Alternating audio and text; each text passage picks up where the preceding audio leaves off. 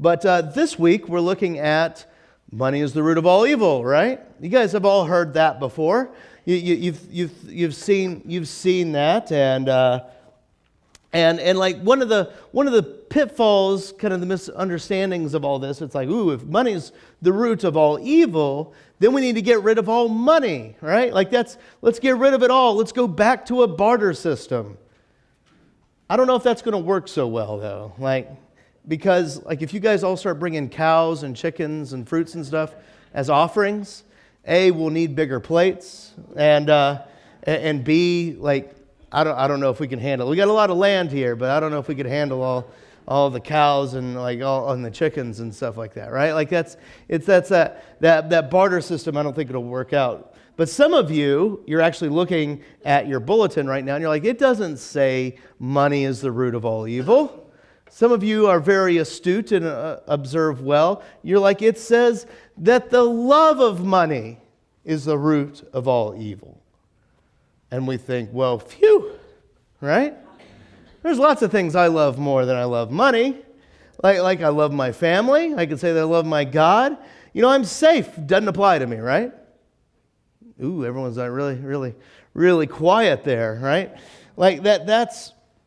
But the truth is that we do a lot based off of money, don't we? We make a lot of decisions based on our love for money. I had a friend that went on a trip to Brazil because of his love of money, because he was going to a church at the time. They were going to do some kind of mission trip down there or something like that, and someone had to back out, had done a bunch of fundraising. So he's like, so you're saying for just a couple $100 I can do a free trip to Brazil? They're like, yeah, it's a mission trip. We're going to be doing stuff. He's like, are we going to be doing anything fun? They're like, I think we'll go to Rio one day. Right? Is that the fun thing, Roger? Rio? I don't know. No, that's not. He's like, he's never been there. Roger's from Brazil. I've never been to California, so there we go. But he goes, yeah, great.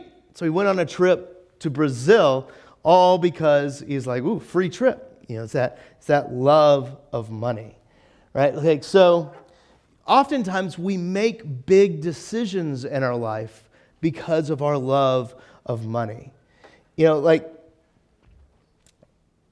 We may not say that we make our big decisions based off of it, because that's not a good godly answer. It's like, why did you move? And it's like, because of money. And they're like, no. We come up with other reasons why. It's like, oh, well, it'll be better for the family. It'll be better for this. It'll be better for that. And the truth is, it's usually our financial concerns. Now, I understand that most of you in the room are retired. I understand that, and that's. But I used to work with a lot of people that were right in the middle of their careers, and they're all going up. And there was something that I saw that I think you guys can understand and relate to as well, is that when they were in their careers going forward, they would get a promotion and they would just take it, right? Didn't think about what that promotion would mean. They would get a promotion and they would take it. They wouldn't think about, how's it going to impact my family moving them all the way across the country for this promotion, right? How's it going to impact my family when I am spending 10 hours less a week at home? How's it going to impact my family when I have to be working all the time? And I would encourage them, and it'd be like, before you just take it, count the cost. Count the cost. See if it's a good move forward for you, with you and your whole family, or are you just taking it because I just got to take that next step, and you can't be content with where you are right now? All right, for the retirees in the room, I think we do this with our investment portfolios, right? None of you check your investments every day, do you? No, right? That's not the first letter you open up when you get it in the mail. I got some smiles out there. Some people, a lot of you are just like, I don't do that. That's, you don't look at it and you're like, oh no. Well, actually, everyone right now is probably the stock market's doing pretty well, so all your investments are probably doing all right? Like but none of us look at that like we open it up and like, oh no. In 2008, none of you like freaked out a little bit, right? Like that's when I was working at a CarMax at the time, and my boss made a ton of money at Best Buy. You guys used to know I used to sell used cars, right? At CarMax, I used to do that, and so my boss at the time, so he made all kinds of money at Best Buy, and then he moved over to CarMax, and we were there. I was working there when the market tanked, right? Market tanked.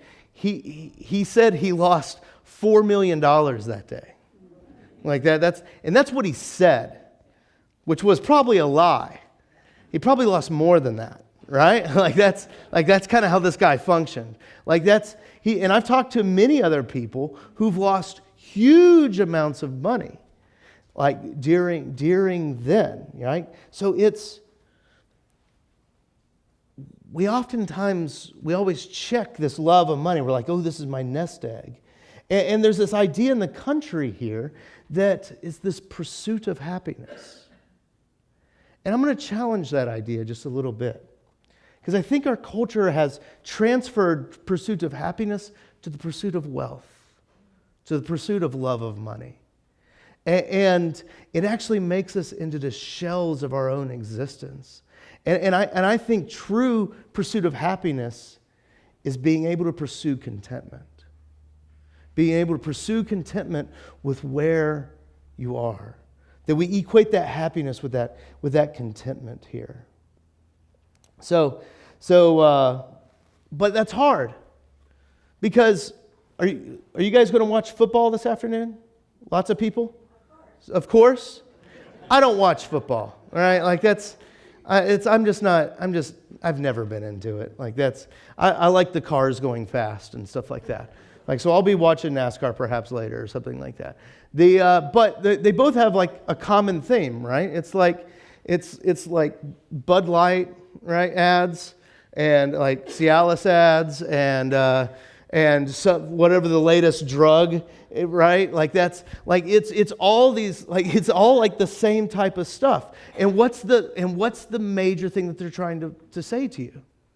It's like that new drug. It's like, do you have a back pain that your doctor's too stupid to fix?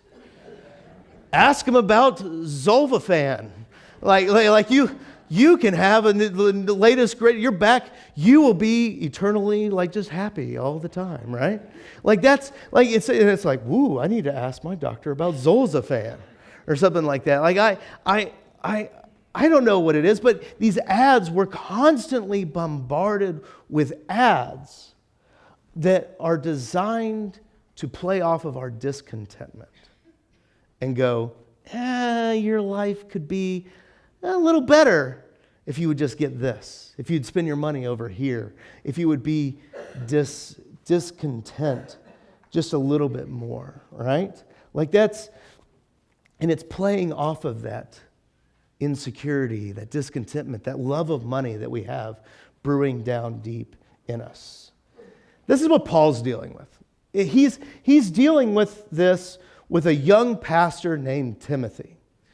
And he's trying to encourage him to walk away from this love of money. He's trying to encourage them to do that. And what we find out is that their struggles with it 1,900 years ago, 2,000 years ago, is the same as ours today.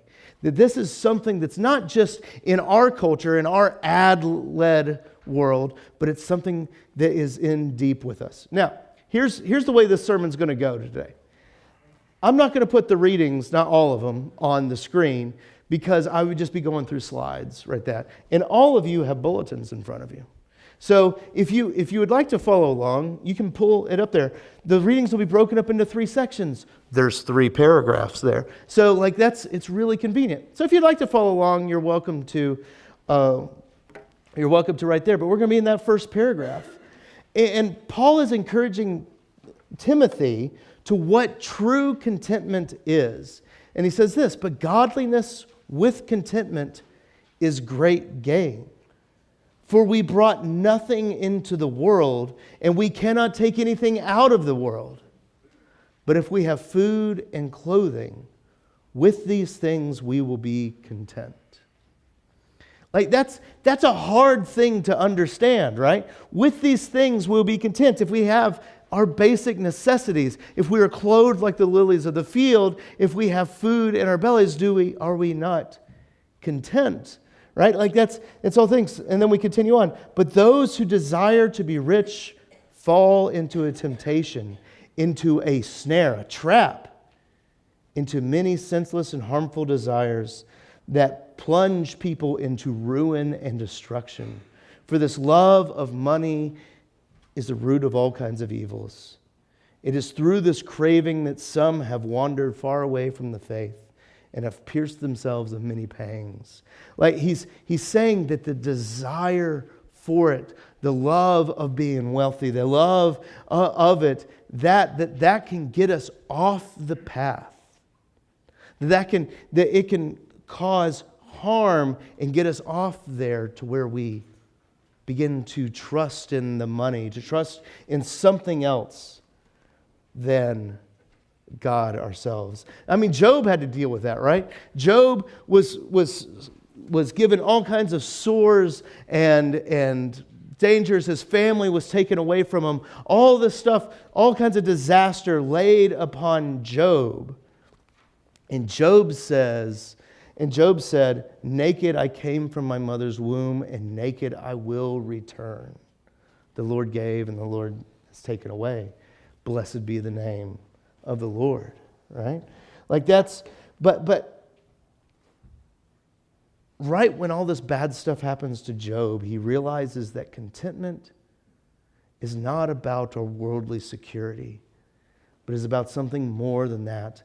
And that's what Paul is getting us to see. So if we go to that second paragraph, I'm not going to read the whole paragraph because it's long. But as for you, O man of God, flee and pursue righteousness, godliness, faith, love, steadfastness, and gentleness. Fight the good fight of faith. Take hold of eternal life, which you were called, and about which made the good confession in the presence of many witnesses. I charge you in the presence of God, who gives life to all things. Now, if you continue reading on there, it's interesting. It almost sounds like the creed. You know that I believe in God the Father Almighty. I believe in the Son, and it talks about how He died and rose again. Paul to Timothy talks about all that stuff. It's almost like he's saying, your security, your contentment is in this Lord who loves you so much. And he says, flee from the love of money and pursue those righteous and godly things. Focus on the faith that God gives us all these things. And that true contentment is godliness. And we see this in our world, we see this with Christ. I'm sorry. I've been sick all week. My voice is right at the edge of going. So it sounds scratchy.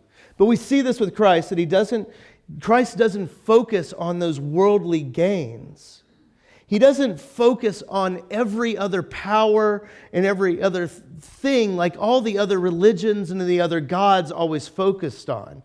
Like all the other gods and religions are always like trying to boost up their God, to boost up themselves. And they require this monetary sacrifice to make sure that their God is the biggest and baddest on the block. But Jesus says about Himself, He's like, listen, the Son of Man has no place to lay His head. Jesus, on the other hand, He comes, rather than seeking riches for Himself, He comes to be the sacrifice. In fact, Jesus is sacrificed because of love of money. Remember Judas. He betrayed Him for what? Do you remember? People remember? 30 pieces of silver. You guys know what you're talking about. Like Jesus was betrayed because of love of money. Jesus, rather than pursuing the love of money, rather than pursuing power and wealth, Jesus pursues you. He pursues each and every one of us. He pursues all of us. And he throws aside all power and wealth to die so that you might be all right. In Jesus, we see gentleness, righteousness, faith, and love. And that's the whole thing we see with Jesus, is that he comes to us and he doesn't tell us, hey, you have to be this kind of person. You have to do all these things in order for me to love you. He says, know where you are. He says, sure, be a better person. Pursue gentleness and love. But he never says, to receive my love, you have to be better. He says that he is content with you where you are at. And it goes back to that old thinking of Jesus and his bride, which is the church, right? Husbands and wives with your spouses. Some days you have good days with your spouse, right? Maybe many days you have good days. But some days the spouse requires lots of forgiveness, right? Some days the spouse doesn't act like the way you think that they should. Key word is you think, right? So sometimes sometimes because of that, it may seem like, ooh, the pastures are greener on the other side. And when those days happen, you realize something. That this person has been content with me, right? So I can be content with them. There's nothing wrong with that word content. It feels like we're giving up. But it's a word that says that they are with us. That they are never leaving us or forsaking us. And that's how Jesus is with us. And his relationship with us is that he is constantly saving us and is with us. So as we close, we have the last paragraph there. And it says this, and I haven't put it on there. And it says, Paul says to Timothy, command those that are rich in this present world, don't be arrogant or put their hope in their wealth, because it's so uncertain. But put your hope in God, who richly provides you with everything to enjoy. Do good and be rich in good works. Be rich in good deeds and be generous and willing to share. And if you do this, and this is what I love, and this is why I'm like ending close to here. If you do this, you'll have treasures for themselves and firm foundations for the coming age, and so that they can take hold of life that is truly life. I think if we're constantly chasing after the uncertain things in the world, like we end up missing out on life, and we end up becoming shells of ourselves. Like I've talked to so many folks that have chased after the perfect existence only to realize it and gain it and realize that they have no relationship with their kids. They realize that they are just by themselves. And for many of you, you're like, yeah, maybe I did all that. Maybe I did all that, and I do struggle with my relationships with these folks. I'm saying that you can have contentment where you are today, and you can begin today. That each day you can say, let me take hold of life that is truly life. Because that's what my friend saw in Brazil. He went there and he got to meet all these people who had no ability to chase after wealth. They had to live each and every day. And he saw a joy and a faith in them that he had never really seen before. And it changed him. And it changed him. And even to this day, he has a contentment that goes on beyond all that just because he saw a different culture. And let me be honest with you. I've talked a lot of difficult things. It's not the most vibrant of sermons ever. You all should be content with it, though. But I struggle with all this too. I'm not coming at it from a place of you guys just need to follow me. If you follow me, you're going to follow me into oblivion.